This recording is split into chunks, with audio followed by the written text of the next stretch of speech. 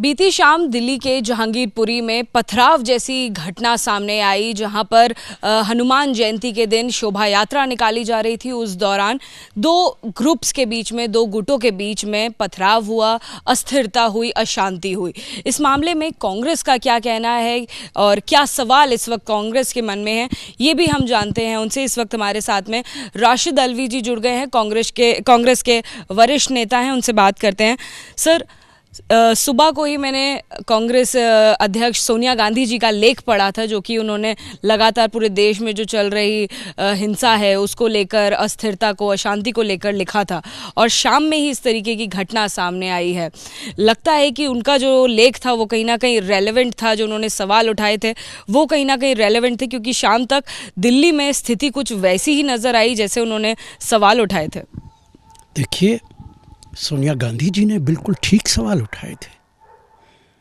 देश के अंदर कम्युनल हार्मनी रहनी चाहिए। ये देश हिंदू मुस्लिम भाईचारे के लिए जाना जाता रहा है, नफरत के लिए नहीं जाना जाता रहा।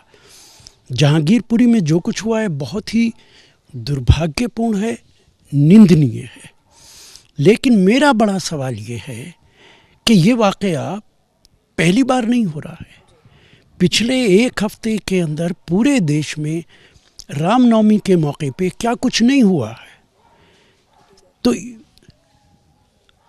दिल्ली की पुलिस और इंटेलिजेंस क्या कर रही थी? अगर कोई प्रोसेशन निकल रहा है वो रामनवमी का है कि ईद का है कि हनुमान जयंती का है, पुलिस उस प्रोसेशन के साथ क्यों नहीं रहती है? अगर पुलिस उस प्रोसेशन के साथ रहे तो इस तरीके के वाकयात ना हो। पुलिस तब पहुंचती है जब पथराव होने लगता है, लोग मस्जिदों पे चढ़ने लगते हैं, तब पहुंचती है। पुलिस की जिम्मेदारी है कि वो पहले से अपनी जिम्मेदारी को निभाए।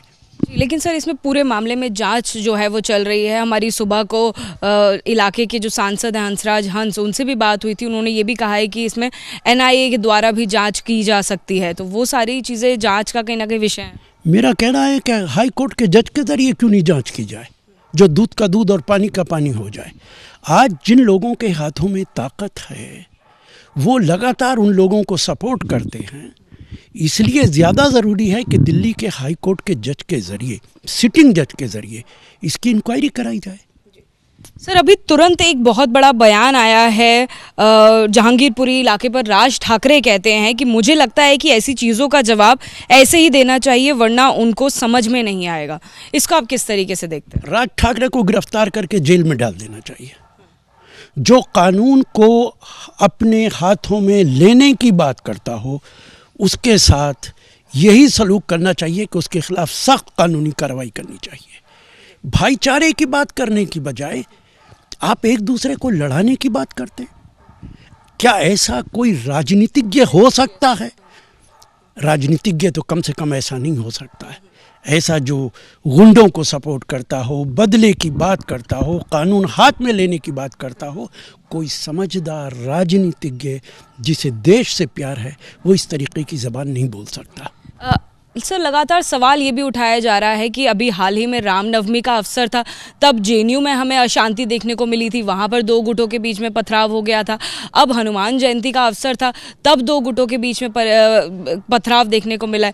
तो ऐसे में ये सवाल कुछ लोगों के मन में है कि क्या हिंदुओं के जो त्यौहार हैं उनको स्पेशली टारगेट किया जा रहा है? क्या हिंदुओं के प्रति कुछ ज़्यादा नफरत है या फिर ज़्यादा उनको टारगेट स्पेशली किया जा रहा है? इसमें क्या कहें? JNU में जो कुछ हुआ, क्या गिरफ्तारियां हुई हैं? क्यों नहीं गिरफ्तारियां हुई? JNU में पहले भी हुआ था, क्यों नहीं गिरफ्तारियां हुई? इसके लिए सरकार जिम्मेदार है। सरकार का काम क्या होता है? कम्युनल हार्मनी बनाना, कानूनी व्यवस्था ठीक करना। दिल्ली के अंदर तो जब डोनाल्ड ट्रंप आए थे तब दिल्ली के अंदर झगड़ा हो गया। तो देश का होम मिनिस्टर कर क्या रहा है? अगर आप इंटेलिजेंस को ठीक जिम्मेदारी दें, पुलिस को ठीक जिम्मेदारी दें, ऐसे वाकयात होने से पहले रोक दिए जाएं, तो ऐसे वाकयात नहीं होंगे। जी, तो देखिए, आपने कांग्रेस के वरिष्ठ नेता राशिद अलवी जी को सुना। साफ तौर पर उनकी यही अपील है कि शांति बनाई रखी जाए। जिस तरीके से लगातार अशांति बनी हुई थी जहांगीरपुरी में, जहां दो गुटों के बीच में लड़ाई हुई, फिलहाल वहां शांति बनी हुई है। सारा मामला इस वक्त जांच का विषय है, लगातार जांच चल रही है। कुछ लोगों की इसमें एफआईआर में नाम भी आया है। साथ ही उन लोगों के खिलाफ लगातार जो बयान उनके द्वारा दिए गए हैं उसको लेकर भी जांच चल रही है। और सभी जांच के बाद उम्मीद यही की जा रही है कि दिल्ली में फिर से ऐसी घटना वापस ना हो और शांति राजधानी दिल्ली में कायम रहे। कैमरा पर्सन रवीश पांडे के साथ जातिका सिंह, एबीपी न्यूज़, दिल्ली।